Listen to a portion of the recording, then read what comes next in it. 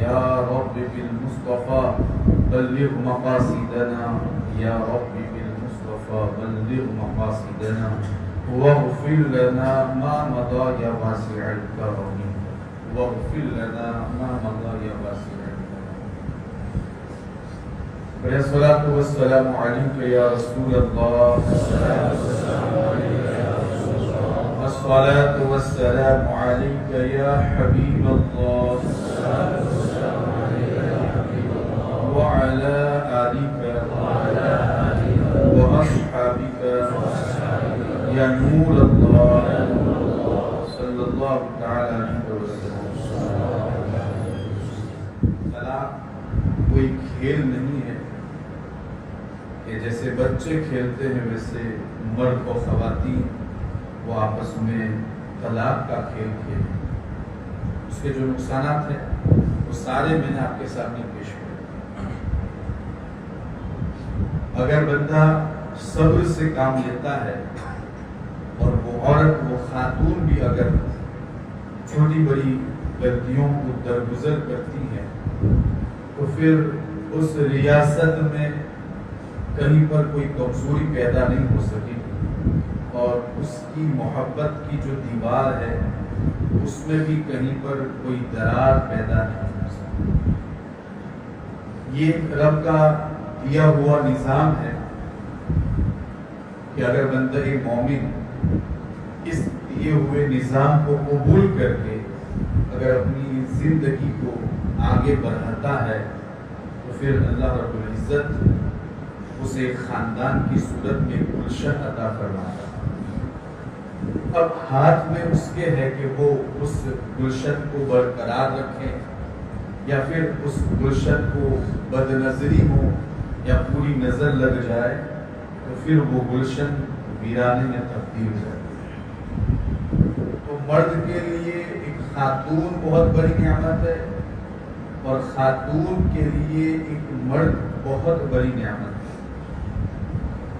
اور پھر یہ کہ آپ دیکھیں دوسرے جتنے بھی رشتے ہیں سب میں محبتیں ہیں لیکن یہ رشتہ ازدواجی جن کی سکون کے ساتھ یہ رشتے ازدواجی ہے ان کی زندگی اگر سکون کے ساتھ گزری ہے تو پھر آپ دیکھیں ایک عورت غیروں میں سے اٹھ کر اس کے خاندان میں آتی ہے کہ جس نے چند دن پہلے نہ اس کو دیکھا ہے نہ اس کو جانتی ہے بس رشتہ طے ہوتا ہے وہ اپنوں سے اٹھ کر غیروں میں آتی ہے اور جب دونوں جڑتے ہیں ایک کہتی ہے کہ ہاں میں نے نکاح کی اجازت دی اور دوسرا کہتا ہے کہ ہاں میں نے اسے قبول کیا. یہ قبول کرنا یہ اللہ کو اتنا پسند آتا ہے کہ اس میں ایسی محبتیں پیدا فرما دیتا ہے کہ پھر اس محبتوں کو چار چاند تو لگتے ہی ہیں لیکن اس میں اتنی مضبوطی آ جاتی ہے کہ اتنی مضبوطی کسی اور رشتے میں اتنی جلدی نظر نہیں آتی. بیٹے کو ماں سے محبت ہے لیکن وہ جانتا ہے کہ یہ میری ماں اور ماں جانتی ہے کہ یہ میری اولاد ہے. لیکن ایک ایسی عورت جس کو وہ پہچانتا بھی نہیں اور ایک ایسا مرد کہ جس کو خاتون نہیں پہچانتی وہ آ جاتی ہے اس کے گھر میں اور پھر جو محبت پیدا ہوتی ہے یار یہ تو آج ماحول ہے ورنہ جنہوں نے محبت سے زندگی گزاری ہے اور ان میں سے کوئی ایک رخصت ہو جاتا ہے تو پھر ان کی زندگی کے بارے میں پوچھیے اور جائزہ لیجیے کہ وہ کتنی بڑی نعمت ہے. چاہے مرد ہو یا عورت ہو جن کی محبتوں سے گزری ہے ذرا ان سے پوچھیے. تو ایک ایسا رشتہ کہ جب وہ غیروں سے اٹھ کر اپنوں سے اٹھ کر غیروں میں آتی ہیں تو پھر وہ جو محبت پیدا ہوتی ہے اتنی جلدی محبت لانے والا رشتہ کوئی اور نظر نہیں آتا جو میاں بیوی کی محبت کا رشتہ ہے. اس رشتے کو جہاں تک ہو سکے چاہے مرد ہو یا خاتون ہو چھوٹی بڑی الجھنوں اور چھوٹی بڑی باتوں کو لیٹ گو کر کے آگے اپنی زندگی گزارنے کی کوشش کریں کہ آگے جا کر ان کی اس زندگی میں اور ان کی اس زندگی کے گلشن میں چاروں طرف بہار ہی بہار نظر آئے. لیکن چونکہ آج کل تو یہ ایک فیشن بن چکا ہے، طلاق دینا یہ بہت معمولی ہو چکا ہے، بات بات پر طلاق۔ تو یہ طلاق، اگر کوئی بات بات پر طلاق کی بات کرتا ہے تو گویا کہ وہ اللہ کے حکم کے ساتھ کھیل رہا ہے۔ جو چیز اللہ کو پسند نہیں، رسول اللہ کو پسند نہیں، بلکہ معاشرے کو بھی پسند نہیں، اس چیز کی طرف وہ دوڑے جا رہا ہے۔ اور اگر وہ خاتون مطالبہ کر رہی ہے تو وہ بھی غلطی پر ہے، وہ اپنے پاؤں پر خود کلہاڑی مارنا چاہتی ہے اور اپنی زندگی کو سکون سے اجیرت بنانا چاہتی ہے۔ اس لیے قرآن اور احادیث میں جو حکم دیا گیا ہے اس کے مطابق زندگی گزارے۔ اب نقصانات ملاحظہ کر لیے آپ نے، اب اسباب بھی ملاحظہ کیجیے کہ طلاق کے اسباب کیا ہوتے ہیں۔ اسباب ذکر کرنے کا مقصد یہ ہے کہ بندہ اسے اچھی طرح سنے اور ان کاموں سے دور رہنے کی کوشش کرے، جس سے طلاق کی شرح میں اضافہ ہوتا ہو یا طلاق واقع ہوتی ہو، ایسے کاموں سے دور رہنا ہی ہمارے لیے بہتر ہے کہ نہیں؟ ظاہر سی بات ہے، اگر کوئی ہمیں کہہ دے کہ فلاں راستے سے مت گزرنا، وہاں سانپ بیٹھا ہے، کون جائے گا ادھر سے؟ تو پھر جس طریقے سے طلاق کے معاملے کو لے کر کے بھائی طلاق دو گے تو یہ معاملہ، بلکہ میں تو کہتا ہوں سانپ کا ڈس جانا آسان ہے طلاق سے۔ سانپ اگر ڈستا ہے تو انسان مر جاتا ہے، زندگی ختم۔ لیکن جس کی طلاق واقع ہوتی ہے، طلاق ہو جانے کے بعد کی اس کی زندگی اس سے پوچھے، ہونٹوں پر مسکراہٹ بھی جعلی ہوتی ہے، بناوٹی ہوتی ہے، دل رو رہا ہوتا ہے، تو یہ سب کچھ ہمارا اپنا کیا ہوا ہوتا ہے۔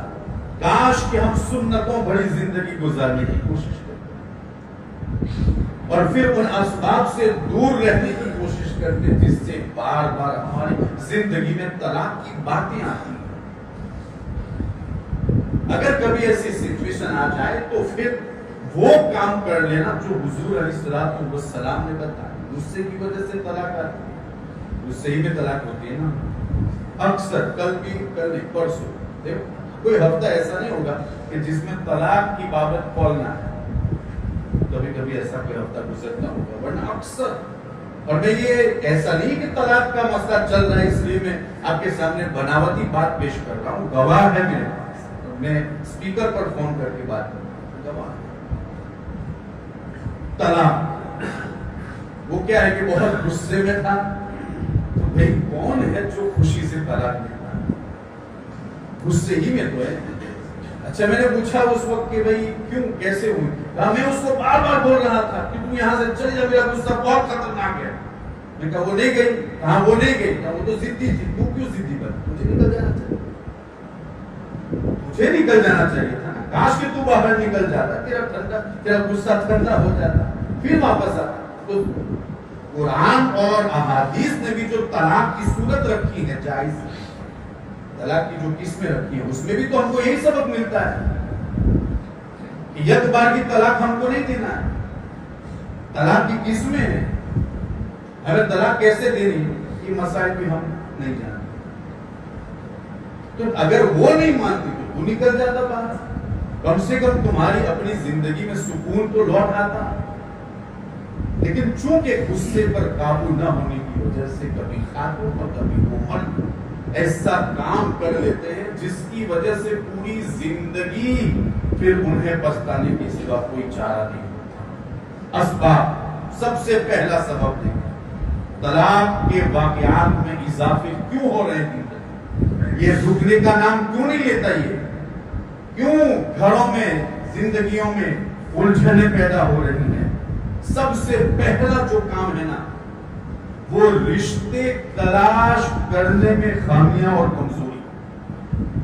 رشتے اب یہ دو طرح سے توجہ ہے نا آپ لوگوں کی، میں دیکھو تقریر میں مزہ نہ آئے یا آئے جیسے بھی ہوں، باتیں سننے کی کوشش کیجیے۔ اب دلچسپ واقعات کو کہاں سے لاؤں، اور بالخصوص طلاق کے حوالے سے دکھ بڑے واقعات ہوں گے، دلچسپ نہیں ہوں، لیکن اس کے بارے میں جو اسباب ہے وہ تو سمجھنا پڑے گا۔ ہماری اپنی بھی زندگی ہے اور آنے کے بعد ہمارے اپنے بچوں کی بھی زندگی ہے۔ طلاق کا جو سب سے پہلا جو سبب ہے وہ رشتے تلاش کرنے میں کمزوری. رشتے تلاش کرنے میں دو طرح سے کمزوریاں، ایک ماں باپ کی طرف سے اور ایک اولاد کی طرف سے. اولاد کی طرف سے معاملہ یہ ہوتا ہے کہ چونکہ وہ ناتجربہ کار ہوتی ہے، ان کی عقلیں کچی ہوتی ہیں، تو جہاں پر بھی رشتے کا اختیار بچوں کو دے دیا جاتا ہے وہاں پر اکثر یہ ہوتا ہے کہ چند سال گزرنے کے بعد ان کے درمیان طلاق واقع ہوتا ہے. دنیا کے ٹاپ 10 ملک ممالک اور بالخصوص یورپ کہ جس کے اندر جہاں بچوں کو اختیار ہے، تم اپنا ہم سفر تلاش کرو، تم اپنا رفیق حیات تم تلاش کرو اور پھر زندگی گزارو. جہاں پر یہ معاملات ہے آج وہاں پر سب سے زیادہ طلاق کی نوبت آتی ہے اور طلاق کے واقعات میں اضافے ہوتے ہیں. الحمدللہ ہم کیا کہتے ہیں مسلمانوں کے درمیان تو آج بھی کچھ لحاظ ہے کہ ماں باپ کی فرما برداری کی وجہ سے آج یہ ماحول یہاں پر کئی جگہوں پر شاید رونما ہوا ہو. لیکن چونکہ بچے کو اگر اختیار دیا جائے تو وہ تو ویسے بھی ناتجربہ کار ہے، وہ ڈھونڈے گا تو کیسے ڈھونڈے گا؟ ڈھونڈنے میں اس کا معیار کیا ہوگا؟ آپ سب کو معلوم ہے کہ اگر ڈھونڈے گا تو اس کے ڈھونڈنے کا جو معیار ہوگا وہ حدیث کے مطابق دین نہیں ہوگا، وہ اس کی خوبصورتی ہوگی. اکثر بچے خوبصورتی کی طرف مائل ہو کر نکاح کی بات کرتے ہیں اور پھر معاملہ یہ ہوتا ہے کہ خوبصورتی کو معیار بنا کر جب وہ نکاح کرتے ہیں تو چونکہ نکاح کے بعد تو ویسے بھی خوبصورتی میں کمی آتی ہے، جھنجھڑیاں پڑتی ہیں رخساروں پر. پھر معاملہ یہ ہوتا ہے کہ چونکہ اس نے بنیاد اور معیار حسن کو بنایا تھا، خوبصورتی اور جمال کو بنایا تھا، جیسے ہی جمال ختم ہوگا اس کی زندگی کے اور نکاح کے دن بھی ختم ہوتے ہوئے نظر. اس کا معیار خوبصورتی تھا نا، جب تک خوبصورتی رہے گی تب تک وہ محبت کرتے رہے گی. لیکن دونوں میں سے کسی ایک میں بھی اگر کمی آ گئی حسن و جمال میں، وہاں پر اس کی زندگی کے اور شادی کے دن ختم، پھر الجھنیں پیدا ہوں گی. تو پھر ہم کریں کیا؟ تو کہا عموماً بچیوں کے ساتھ جو رشتے ہوتے ہیں یا بچوں کے ساتھ جو رشتے ہوتے ہیں وہ 4 چیزوں کی وجہ سے، اور اسی کو حضور نے بھی ذکر کیا گیا ہے، تنکح المرأة لأربع. کسی بھی عورت سے 4 چیزیں دیکھ کر نکاح کیا جاتا ہے. سب سے پہلا مال، اس کے بعد جمال، اس کے بعد اس کا حسب و نسب، اور پھر دین. ہمارا معاملہ یہ ہے کہ ہم ان 3 چیزوں کو پہلے دیکھتے ہیں، دین بعد میں دیکھتے ہیں. اب معاملہ یہ ہے کہ اگر معیار جمال ہے تو جب تک جمال رہے گا تب تک زندگی میں سکون. مال و دولت کی بنیاد پر اگر نکاح ہوا ہے تو جب تک وہ مال و دولت ہے تب تک محبت قائم. حسب و نسب کے اعتبار سے اگر معاملہ ہے تو پھر جس طریقے سے اس میں کمی آئی تھی اس وقت فوراً اس کی زندگی میں بھی سکون میں کمی آنے لگی. حضور علیہ الصلوۃ والسلام کی تعلیمات کیا ہے؟ یہ 4 چیزیں ہیں. ابو ہریرہ تم دیندار عورت سے نکاح کرنا، اور دینداری کے ساتھ ساتھ اگر حسن ملتا ہے ٹھیک ہے، کوئی حرج نہیں، مال ملتا ہے کوئی حرج نہیں، حسب و نسب بھی ہے نور علی نور، لیکن تمہارا معیار دین ہونا چاہیے. نہ مال ہو، نہ حسب و نسب ہو، نہ جمال ہو. اگر دین کے بعد اگر یہ چیزیں ملتی ہیں تو پھر تم کامیاب ہو. جہاں پر بھی تمہیں کسی بچی میں دینداری نظر آ جائے تو پھر تمہیں اس سے نکاح کر لینا چاہیے. اس نکاح میں بڑی پختگی آتی ہے، وہاں طلاق کی نوبت نہیں آتی، وہاں طلاق کی نوبت نہیں آتی. اور کبھی کبھی معاملہ والدین کی طرف سے ہوتا ہے. تو ہمیں چاہیے کہ جتنے بھی نوجوان جہاں غیر شادی شدہ ہے، میں ان سے بھی یہ گزارش کرتا ہوں ماحول بنائیں. تم ابھی ناتجربہ کار ہو، ابھی تمہارے پاس اتنا علم نہیں ہے کہ کون سی عورت ہمارے لیے بہتر ہو سکتی ہے. اس معاملے کو اگرچہ شریعت نے تمہیں اجازت دی ہے کہ بلوغت کے بعد تمہیں اختیار ہے، اسی لیے تو عورت سے اجازت دی جاتی ہے، وہ بالکل مجبور نہیں ہوتی، اس سے اجازت اسی لیے دی جاتی ہے. ماں باپ بھلے راضی ہو اور اگر عورت ناراض ہو اور راضی نہ ہو تو کوئی کر سکتا ہے نکاح، اس کو اجازت دی شریعت نے. لیکن بہت ساری باتیں ایسی ہیں جہاں شریعت اجازت دیتی ہے، لیکن وہ کام ہم اس لیے نہیں کرتے کہ اس میں ہم معاشرے کے اعتبار سے نقصان زیادہ دیکھتے ہیں۔ تو جس طریقے سے اگرچہ تمہیں اجازت دی گئی ہے کہ تم اپنی من پسند کی لڑکی سے نکاح کر سکتے ہو، لیکن یہ ایک اجازت ہے، اور اس کے بعد کا جو معاملہ ہے کہ اس زندگی میں اگر سکون چاہتے ہو، ماں باپ کے مشورے کے بغیر نکاح مت کرنا، بڑوں کے مشورے کے بغیر نکاح نہ کرنا، اس لیے کہ جس عورت کو، جس خاندان کو تمہارے گھر والے جس طریقے سے جانتے تم اس سے نہیں جانتے ہو، تمہاری آنکھوں میں صرف حسن نظر آتا ہے، تمہاری آنکھوں میں صرف دولت نظر آتی ہے، لیکن چونکہ تمہارے والدین بہت تجربہ کار ہے، انہیں معلوم ہے کہ کس خاندان سے تمہارا نکاح ہونا چاہیے، اس لیے تم اس معاملے کو اپنے والدین کے حوالے کر دو۔ اور یاد رکھنا، ماں باپ اپنے بچوں سے بہت زیادہ محبت کرتے، کوئی ماں باپ یہ نہیں چاہے گا کہ وہ اپنے بچے کو اسی طرح آگ کی بھٹی میں ڈھکیلتے، وہ تمہارے لیے بہتر ہی سوچیں گے اور تمہارے حق میں ہر وقت بھلا چاہیں گے، اس لیے اگر تم چاہو تو پھر اس نکاح کے معاملے کو اپنے ماں باپ پر چھوڑ دو۔ خود کی پسند کی شادی کر تو سکتے ہو، لیکن اس میں بہت نقصان ہے، اس لیے کہ تم نا تجربہ کار ہو، تمہارے والدین بہتر جانتے ہیں، اور کبھی کبھی ماں باپ کی طرف سے بھی یہ نقصان آتا ہے۔ بھئی سب کچھ ٹھیک ہے، لڑکا بھی ٹھیک ہے، اور لڑکی والوں کے حوالے سے اگر دیکھے تو وہ خاندان بھی درست ہے، اس کے اندر دینداری بھی ہے، سب کچھ ہے، لیکن ماں باپ اس لیے راضی نہیں ہوتے کہ بہت پہلے ہماری لڑائی ہوئی تھی۔ واہ، صرف تمہاری لڑائی کبھی ہوئی تھی اس بنیاد پر جہاں تمہارا بیٹا اور پھر وہ لڑکی جو شریعت کے مطابق ہے، دیندار ہے، اس کے اندر حسن بھی ہے اور بالکل درست ہے، نادرست ہو تو اجازت نہیں ہے، ٹھیک ہے کوئی بات نہیں، کسی اور خاندان میں کیجئے، لیکن جہاں سب کچھ درست ہے تو صرف اپنے ایگو کی خاطر، دیکھو اب آیا نا ہماری طرف، آیا نا رشتہ لے کر، تو صرف یہ نہ سننا پڑے، نہ جانے آج کتنے نوجوانوں کی زندگی کو بگاڑا جا رہا ہے۔ بس جہاں معاملہ درست ہو، پھر کیا جاتا ہے کہ ان دونوں کا نکاح وہاں کرایا جائے کہ جس میں سکون ہی سکون۔ اب ایگو ہرٹ کی بنیاد پر ہوتا یہ ہے کہ جہاں بچہ چاہتا ہے وہاں نکاح نہیں ہوتا، اور جہاں ماں باپ چاہتے ہیں وہاں نکاح ہوتا ہے، تو بھی 2 سال کے بعد یہ اپنے گھر، وہ اپنے گھر، طلاق کی نوبت آ جاتی ہے۔ اور ماں باپ ایسا چاہتے ہیں۔ دیکھو دینداری اور حضور نے جس طریقے سے ڈھونڈنے کے لیے کہا، ویسے ڈھونڈو، اگر مل جاتا ہے تو پھر رضا دیکھو، اپنے بچوں کی خوشی کا لحاظ کر کے تم اپنی ضد نہ کرو، اور ضد کر کے اپنے بچوں کی زندگی کے اندر اس قدر الجھنیں پیدا نہ کرو۔ جہاں درست رشتہ مل جاتا ہے وہاں پر ان کو جوڑ دو، اللہ محبت عطا فرمائے۔ تو پھر ہمیں رشتہ جو تلاش کرنا ہے نا، وہ رسول اللہ کے کہنے کے مطابق تلاش کرنا، چاہے وہ ماں باپ ہو یا خود سے۔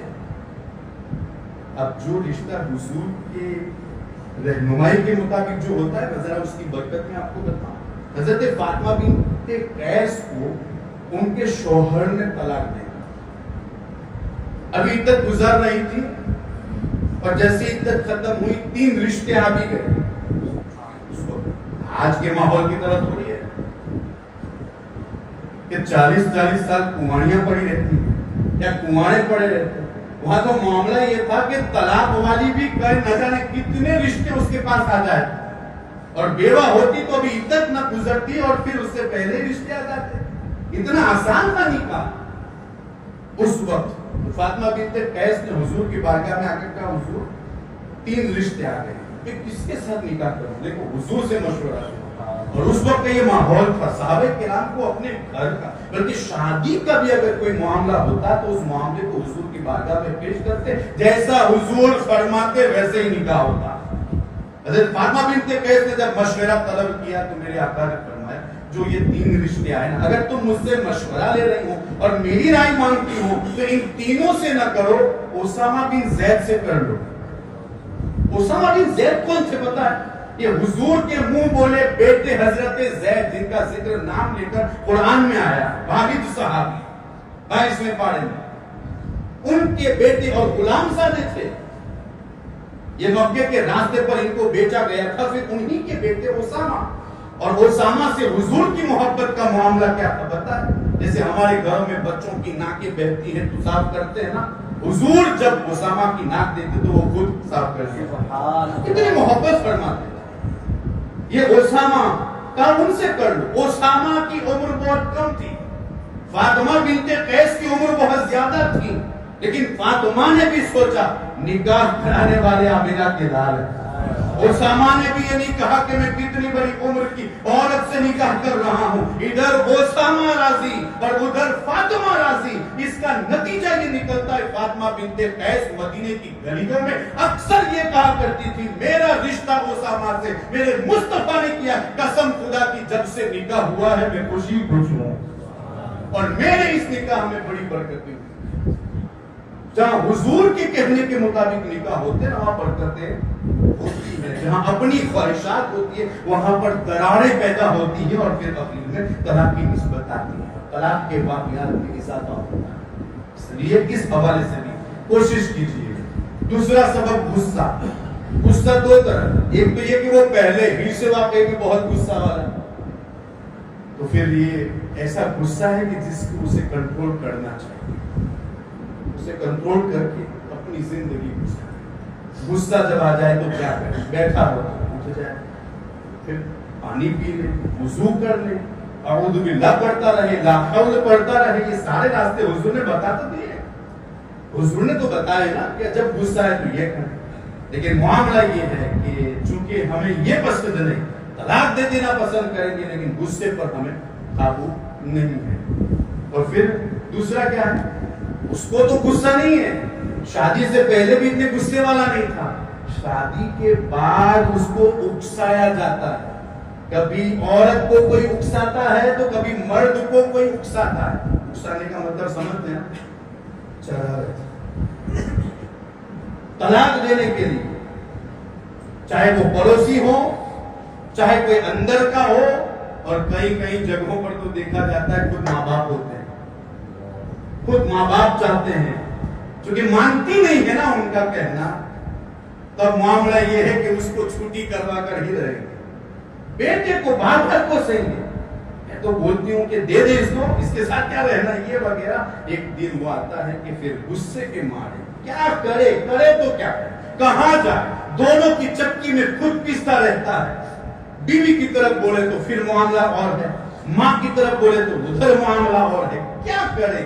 پھر لوگوں نے جو کہا نا ماں باپ کی فرما برداری، ایک وقت وہ آتا ہے کہ پھر وہ اس کو چھٹی کرنے کے لیے اور اس کو طلاق دینے کے لیے راضی ہوتا ہے.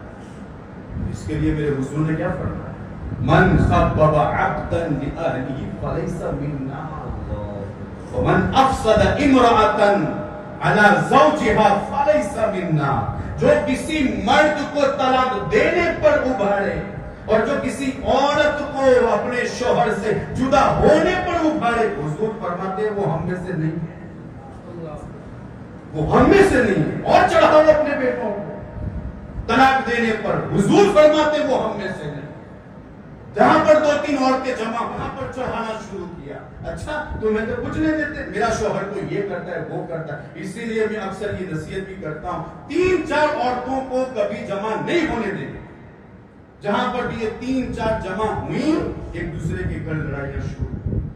کیا ضرورت ہے تمہارا شوہر اگر تم کو پلکوں پر سلاتا ہے، تمہیں گلاب پر سلاتا ہے، تو کیا ضرورت ہے اس کے اظہار کی کسی اور عورت کے پاس کہ جس کی وجہ سے اس کا خاندان تباہ ہو برباد ہو، صرف تمہارے 2 لفظوں کی خاطر. تمہارے شوہر کے پاس اگر دولت ہے اور اللہ رب العزت نے اس کو نوازا ہے اور وہ ہر ہفتے تم کو گھمانے کے لے جاتا ہے، تو اس کی وجہ سے دوسرے کی عورت کو چڑھانے کی کیا ضرورت ہے جس کی وجہ سے دوسروں کے خاندان تباہ ہوتے ہیں. دور رکھو ایک 2 عورت سے تاکہ وہ نہ بگڑے نہ دوسروں کو بگاڑے، تاکہ غیبت بھی نہ ہو، چغلی بھی نہ ہو، اور سب سے بڑا مسئلہ کہ طلاق کی نوبت بھی نہ آئے. جہاں 3-4 جمع ہوئی، میرا شوہر تو یہ لا کر دیتا ہے، میں تو 3 دن تو کھانا بناتی ہی نہیں ہوں، وہ لا کر دیتا ہے، کھلاتا ہے پلاتا ہے. بھئی یہ تو دیکھ کہ وہ جو سامنے بیٹھی ہے اس کی بھی یہ حیثیت ہے یا نہیں. پھر وہ جائے گی اپنے شوہر کے پاس، ظاہر سی بات ہے عورت کے اندر لالچ، طمع اور ہرس کی یہ جو عادت ہوتی ہے وہ زیادہ ہوتی ہے. اس کو صرف دھکا دینے کی ضرورت ہوتی ہے، بڑھاوا دینے کی ضرورت ہوتی ہے. پھر وہ خود بخود سوچے گی یہ تو میرے لیے کچھ نہیں کرتا، کبھی باہر گھمانے کے لیے بھی نہیں لے جاتا، یہ تو کبھی گھر میں کچھ کھانے کے لیے بھی نہیں لاتا، اور اس کے یہاں تو دیکھو تو اس سے بہتر تو وہ ہے. اب محبت شروع ہوتی ہے اور ادھر محبت کم ہوتی ہے. پھر معاملہ یہ ہوتا ہے کہ ایسی باتیں کرتے کرتے ایک دن وہ آتا ہے کہ دونوں میاں بیوی کے درمیان جدائی ہو جاتی ہے. حضور نے انہی لوگوں کو بتایا فلیس منا، اگر کوئی ایسا کرتا ہے تو پھر وہ ہم میں سے ہے.